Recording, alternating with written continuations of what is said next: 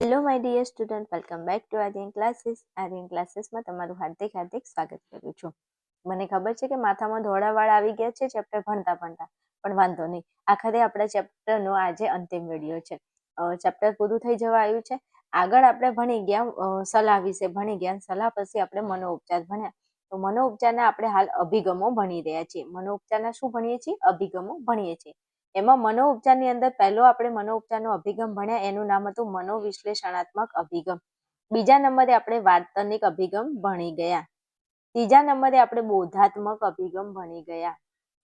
અને હવે લાસ્ટ એટલે કે છેલ્લા નંબરની આપણી જે પદ્ધતિ છે મનોઉપચારની, માનસિક રોગો જે આપણને થાય છે એનો ઉપચાર કરવા માટેની છેલ્લી પદ્ધતિ જો કોઈ હોય તો એ છે યોગ.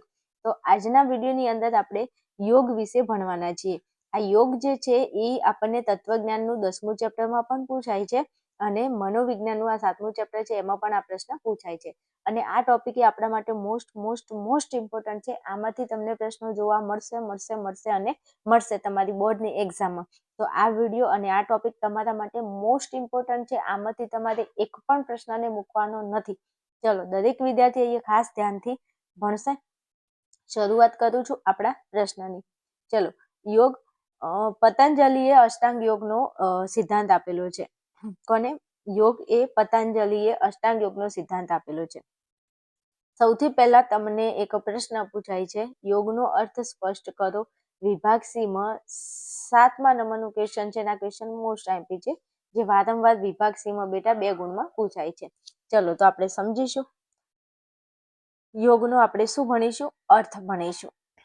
શ્રીમદ ભગવદ્ ગીતામાં યોગની વ્યાખ્યા આપતા જણાવાયું છે કે સમત્વમ યોગ ઉચ્યતે. ભગવદ્ ગીતા જે છે એ આપણો મહાન ગ્રંથ છે આપણા હિન્દુ ધર્મનો. તો ભગવદ્ ગીતા ગ્રંથ એ જે છે એ શ્રી કૃષ્ણના મોઢે શ્રી કૃષ્ણએ બોલેલો છે. અર્જુનને જ્યારે કુરુક્ષેત્રના મેદાનની અંદર અર્જુન જ્યારે હથિયાર હેઠા મૂકી દે છે ત્યારે ભગવાન શ્રીમદ ભગવદ્ ગીતા અર્જુનને સંભળાવે છે. તો એ વખતે જ શ્રીમદ ભગવદ્ ગીતામાં ભગવાન શ્રી કૃષ્ણએ કહ્યું હતું, યોગની વ્યાખ્યા આપતા ભગવાન બોલ્યા હતા કે સમત્વમ યોગ ઉચ્યતે, એટલે કે ક્ષમતા એ જ યોગ છે.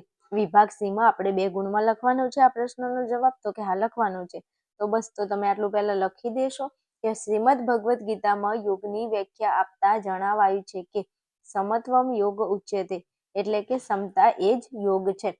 હવે બીજી વાત કરું કે આ યોગની કેમ જરૂર પડે છે ભાઈ? તો તમને ખબર છે કે મનુષ્ય અત્યારની બદલાતી પરિસ્થિતિમાં હારેલો, થાકેલો, હતાશ, નિરાશ હોય, તો આવા સમયમાં એ કોઈ સંઘર્ષનો સામનો કરી રહ્યો હોય તો એને એના મનમાં ઘણા બધા માનસિક રોગો ઉત્પન્ન થાય છે, મનોવિકૃતિઓ ઉત્પન્ન થાય છે. તો પોતાના મનને શાંત કરવા માટે, પોતાનું સારું એવું સ્વસ્થ જીવન જીવવા માટે બેટા આપણે શું કરીએ છીએ? મનનો ઉપચાર કરાવીએ છીએ.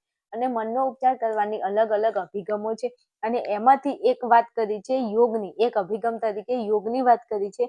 તો તમે જો નિયમિત યોગ કરો તો તમારું સ્વાસ્થ્ય, તમારું શરીર સારું રહે છે. અને તમે જે માનસિક રોગોથી પરેશાન છો, તમને જે મનોવિકૃતિઓથી તમે પીડાઈ રહ્યા છો, એના ઉપર તમે કંટ્રોલ મેળવી શકો છો અને તમારા મનને તમે શાંત કરી શકો છો. તો યોગનો અર્થ આવી રીતે આપ્યો છે. તમારે ખાલી અહીંથી લઈ અને 2 લીટીઓ લખવાની છે વિભાગ સી માટે.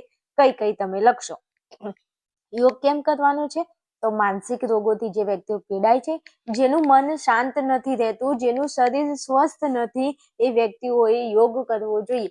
હું તમને એવું કહું છું કે આપણને કોઈ માનસિક રોગ થાય અથવા આપણે બીમાર પડીએ પછી આપણે યોગ કરવાનો? તો કે ના, એના કરતા રોગ થાય જ નહીં, શું રોગ ના થવા દેવો હોય તો તમે નિયમિત ડેલી યોગ કરી શકો છો. અને તમને ખબર હોવી જોઈએ કે આ યોગ જે છે એ ભારતે વિશ્વને આપેલું અમૂલ્ય નજરાણું છે, અમૂલ્ય ભેટ છે. ભારતનું કોઈ પણ વસ્તુ વિશ્વ સ્વીકારે કે ના સ્વીકારે, પણ ભારતની આ યોગ પદ્ધતિ જે છે એ આખા વિશ્વએ અપનાવી છે. અને 21 જૂનના રોજ ભાઈ યોગ દિવસ તરીકે ઉજવવામાં આવે છે. તત્વજ્ઞાન માટે આ ક્વેશ્ચન મોસ્ટ આઈએમપી 10મા ચેપ્ટરનો છે કે યોગ દિવસ ક્યારે ઉજવવામાં આવે છે? તો 21 જૂનના રોજ યોગ દિવસ ઉજવવામાં આવે છે. વાતમાં કઈ ખબર પડી? હવે મનોવિજ્ઞાન માટે તમારે ખાલી યોગનો અર્થ સ્પષ્ટ કરતા 2 લાઈનો લખવાની છે, જેમાં તમારે ફર્સ્ટ નંબરમાં લખવાનું છે કે શ્રીમદ ભગવદ્ ગીતામાં યોગની વ્યાખ્યા આપતા જણાવાયું છે કે સમત્વમ યોગ ઉચ્યતે, એટલે કે ક્ષમતા એ જ યોગ છે. ભાઈ જીવનની બદલાતી પરિસ્થિતિમાં મનની સ્થિરતા, તમારું મન એક જગ્યાએ સ્થિર રહે, ટકી રહે અને સ્વસ્થતાની સમસ્થિતિ જાળવી રાખવી એ યોગ છે. યોગ એટલે શું? યોગ એટલે તમારા મનની સ્થિતિ જાળવી રાખી અને તમારા સ્વસ્થતાની, તમારા શરીરની સ્થિતિ જાળવી રાખવી, એને આપણે કહીશું યોગ. યોગ એટલે સમત્વમ યોગ ઉચ્યતે, ક્ષમતા એ જ યોગ છે. મનની સ્થિતિ અને સ્વાસ્થ્યની સ્થિતિ જાળવી રાખવી, એને આપણે કહીશું યોગ. 2 લીટીઓ તમને યાદ રહી ગઈ.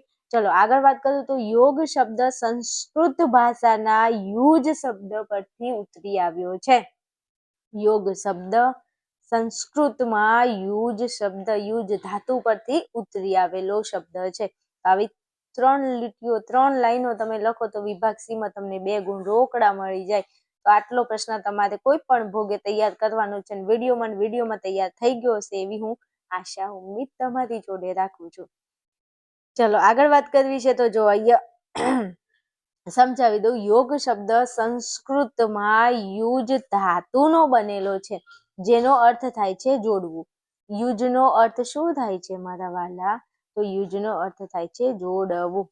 યુજ શબ્દ સંસ્કૃતના યુજ ધાતુનો બનેલો છે અને જેનો અર્થ થાય છે જોડવું. કોને જોડવાનું છે? કોને જોડવાનું છે?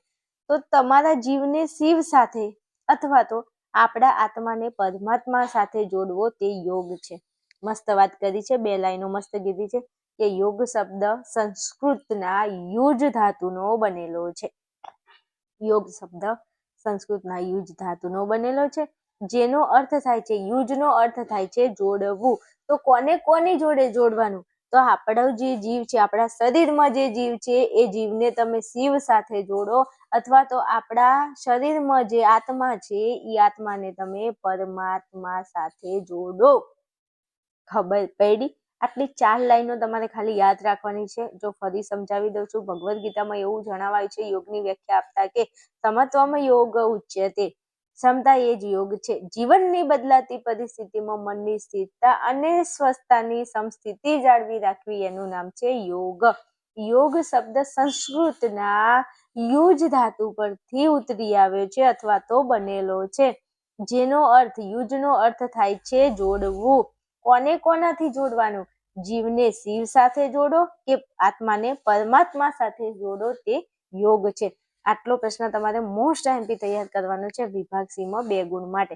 ચલો આટલું તમારાથી થઈ જાય તો હવે આપણે આગળ વધવું છે, યોગ વિશે આગળ ભણવું છે. ચાલો હવે યોગની વાત આવી છે તો મહર્ષિ પતંજલિનું નામ આપણે કેમ ભૂલી જઈએ ભાઈ? ઘણા બધા મહાન મહાન ઋષિઓ, આપણો ભારત દેશ કહેવાય છે કે મહાપુરુષોનો દેશ છે. આપણા દેશની અંદર ભગવાન ખુદ અવતાર ધારણ કરીને આવે છે.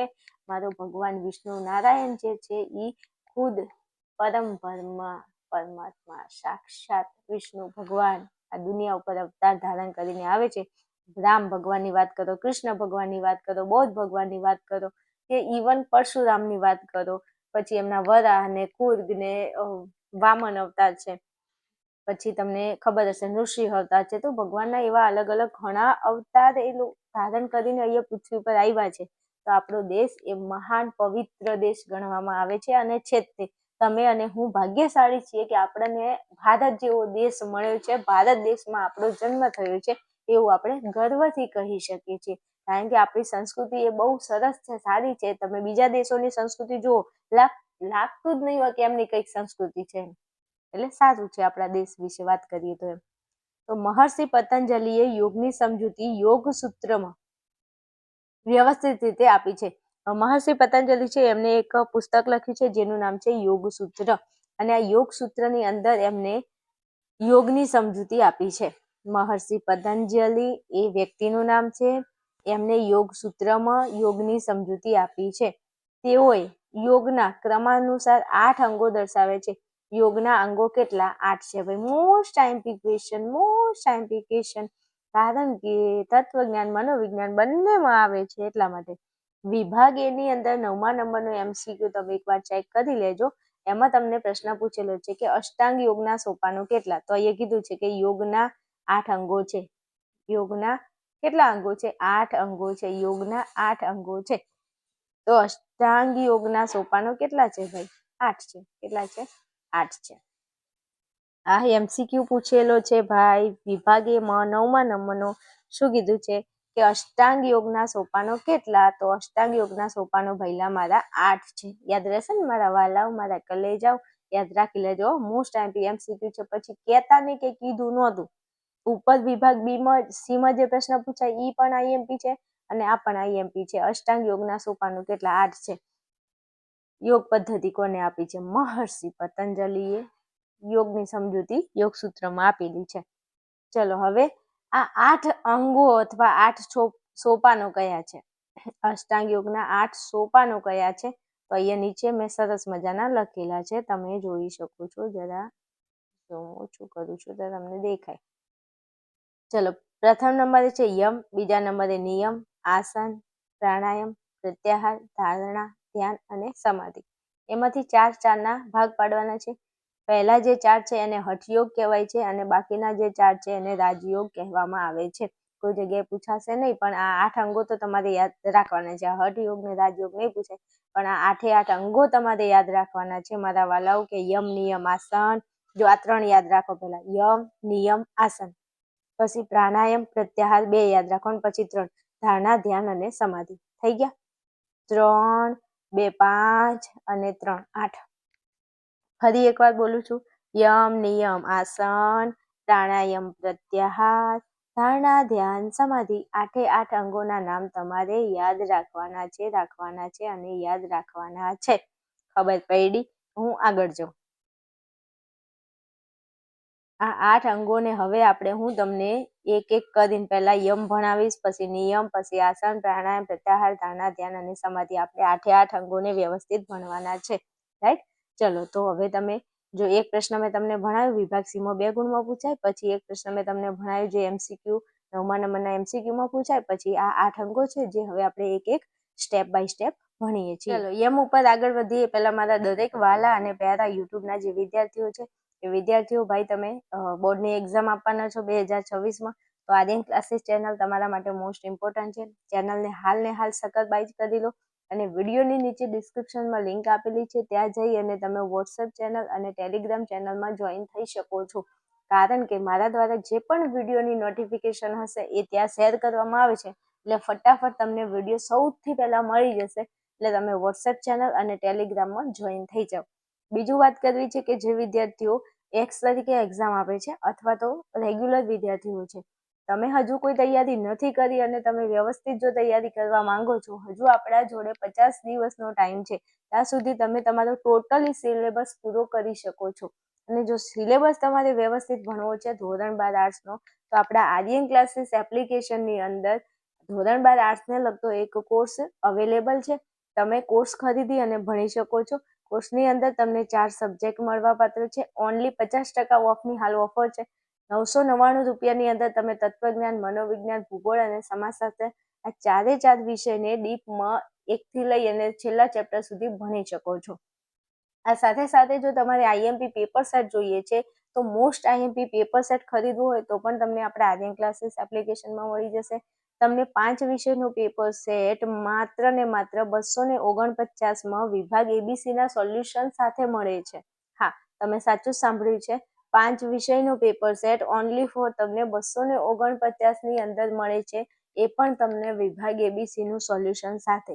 જો તમે મારી સાથે જોઈન થઈ અને ભણવા માંગો છો તો તમે ફટાફટ આ ડિસ્ક્રિપ્શનમાં લિંક આપેલી છે, ત્યાં જઈ અને આર્યન ક્લાસીસ એપ્લિકેશનને ડાઉનલોડ કરી લો અને આ કોર્સને લગતી અથવા IMP પેપર સેટને લગતી કોઈ પણ તમારે વધારે માહિતી જોઈએ છે, તો તમને અહીંયા સ્ક્રીન ઉપર જે નંબર આપેલો છે એના ઉપર તમારે મને સંપર્ક કરવાનો છે. ફોન મેસેજ કરી અને તમે વધારે માહિતી મેળવી શકો છો. ચલો, શરૂઆત કરીએ અને આપણે આપણા ટોપિકમાં હવે આગળ વધીએ છીએ. चलो, एमाथी तमने 1 नंबर में आपेलू छे यम. जरा हम जूम कर देते हैं तो आपको दिखेगा. चलो, हवे तमने अहींया कीधुं छे यम. तो अष्टांग योगना सोपानो जणावी यमनी समजूती आपो.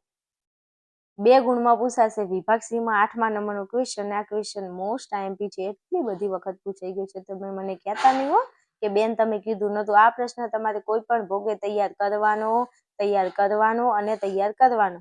બીજી કે બોટની, બેમાંથી કોઈ પણ એક્ઝામમાં તમને આ પ્રશ્ન જોવા મળશે. પછી કહેતા નહીં હો કે કીધું નહોતું, એટલે કરી નાખજો. અષ્ટાંગ યોગના સોપાનો જણાવી યમની સમજૂતી આપો. હવે અષ્ટાંગ યોગના સોપાનો કયા? આ ઉપરવાળા 8: યમ, નિયમ, આસન, પ્રાણાયામ, પ્રત્યાહાર, ધારણા, ધ્યાન, સમાધિ. લખવાનું કે અષ્ટાંગ યોગના 8 સોપાનો છે. અષ્ટાંગ યોગના 8 સોપાનો છે. કેટલા છે? 8 સોપાનો છે. જે ઉપર મેં તમને સમજાવી દીધા. અષ્ટાંગ યોગના સોપાનો કેટલા છે? 8 છે. અને એમાંથી આપણે કોની સમજૂતી મેળવીશું? યમની સમજૂતી મેળવીશું. જો અહીંયા 8 સોપાનો આપેલા છે, જોઈ લો. યમ, નિયમ, આસન, પ્રાણાયામ, પ્રત્યાહાર, ધારણા, ધ્યાન, સમાધિ. આ શું છે? અષ્ટાંગ યોગના સોપાનો છે. કેટલા છે? 8 છે. હવે એમાંથી પહેલા નંબરનું યમની સમજૂતી આપવાની છે. તો ચલો હું તમને યમની સમજૂતી આપું છું. આ યમની સમજૂતી છે મારા વાલા. ચલો યમની સમજૂતીમાં આપણે આગળ વધવું છે. તો યમ એટલે વર્તનમાં નિષેધક બાબતો સામેલ ન કરવી. આ 8 અંગો છે. એક યમ, પછી નિયમ, આસન, પ્રાણાયામ, પ્રત્યાહાર, ધારણા, ધ્યાન, સમાધિ. એમાંથી હું તમને શું ભણાવું છું? યમ ભણાવું છું. યમ કોને કહેવાય એના વિશે ભણવું છે. યમ કોને કહેવાય? તો યમ એટલે નિષેધક બાબતો તમારે સામેલ ના કરવી વર્તનમાં. તમે જે વર્તન કરો છો એમાં નિષેધક બાબત આવવી જોઈએ નહીં. નિષેધક એટલે ખરાબ બાબત. ખરાબ બાબત તમારી અંદર ભાઈ આવવી જોઈએ નહીં. તો ખરાબ બાબતો જો તમારા વર્તનમાં ના હોય તો તમે યમનું પાલન કરો છો એવું કહેવાય. ખબર પડી? હવે કઈ કઈ બાબતો એવી છે જેને નિષેધક કહેવાય, કે કઈ બાબતો ખરાબ છે જે મારે ના કરવી જોઈએ?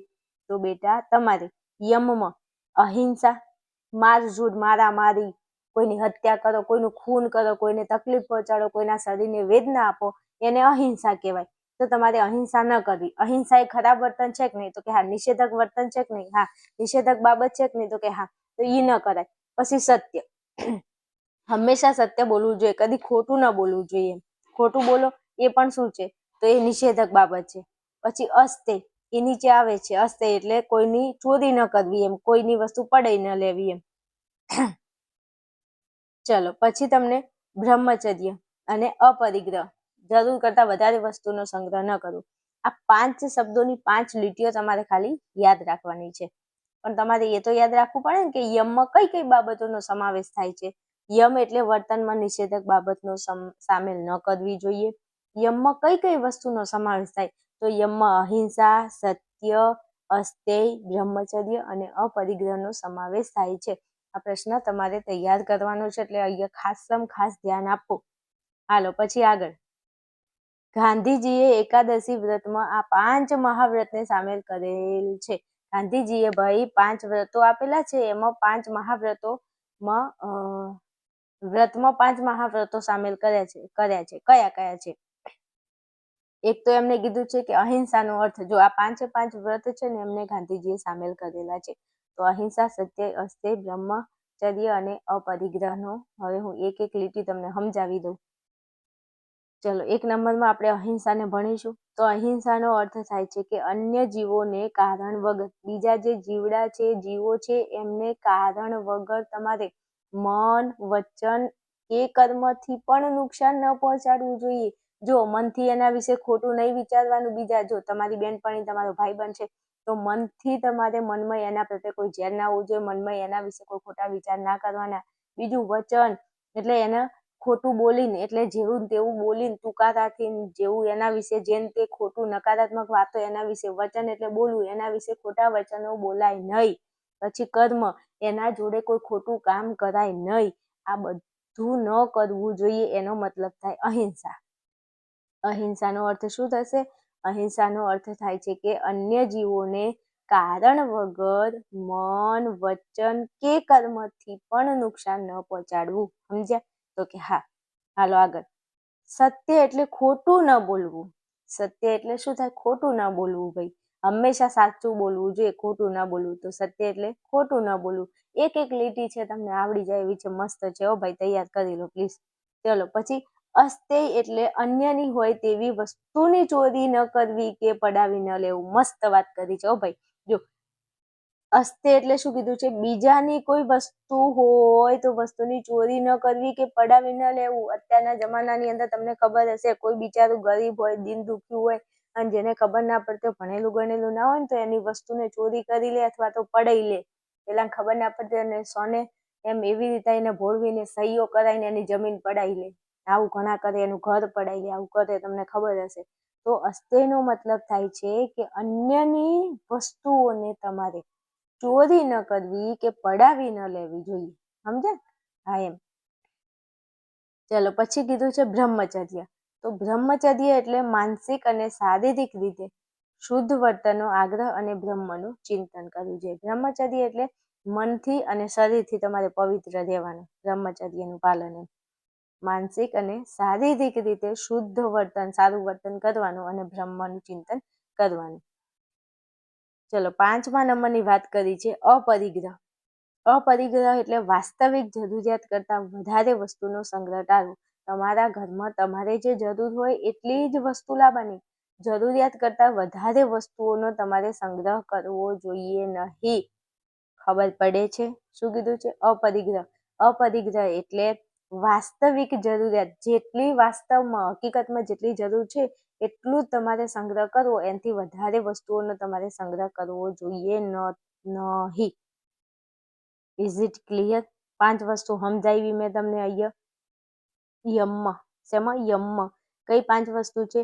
તો યમમાં અહિંસા એટલે મન, વચન, કર્મથી કોઈને નુકસાન ના પહોંચાડવું. સત્ય એટલે હંમેશા સાચું બોલવું, ખોટું ના બોલવું જોઈએ. અસ્તે એટલે અન્યની વસ્તુની ચોરી ન કરવી જોઈએ. બ્રહ્મચર્ય એટલે માનસિક અને શારીરિક રીતે તમારે બ્રહ્મનું પાલન કરવું. અપરિગ્રહ એટલે જરૂરિયાત કરતાં વધારે ચીજ વસ્તુઓનો તમારે સંગ્રહ કરવો જોઈએ નહીં. આને કહેવાય યમ. શોર્ટ એન્ડ સ્વીટમાં પણ મસ્ત સમજાય છે, ટીપ ટાપ ઘૂઘરા જેવું. તમારે તૈયાર કરી લો. વિભાગ સીમાં 2 ગુણમાં પૂછાય છે. મને ના કહેતા હો કે કીધું નહોતું, કરી નાખજો. હા સમજ્યા ને? અને વાલાવ કરી નાખજો તૈયાર. હો હાલો, હવે સરસ મજાનું મેં તમને યોગમાં શું ભણાવી દીધું. એક તો યોગનો અર્થ તમને ભણાવી દીધો છે. પછી વિભાગીયમાં એક પ્રશ્ન પૂછાય એ ભણાવી દીધું છે. પછી યમ વિભાગ સીમાં 8મા પ્રશ્નમાં મોસ્ટ આઈમ્પી ક્વેશ્ચન ભણાવી દીધો છે. યમ પતી ગયું છે. હવે તમે નેક્સ્ટ વિડીયોમાં આવો એટલે હું તમને મસ્ત ટીપટાપ નિયમનો અર્થ વિભાગ ડીમાં પૂછાય છે, જે પ્રશ્ન તમને મસ્ત ટીપટાપ ટકાટક ભણાવું છું, એ તમે નેક્સ્ટ વિડીયોમાં આવી જજો. હો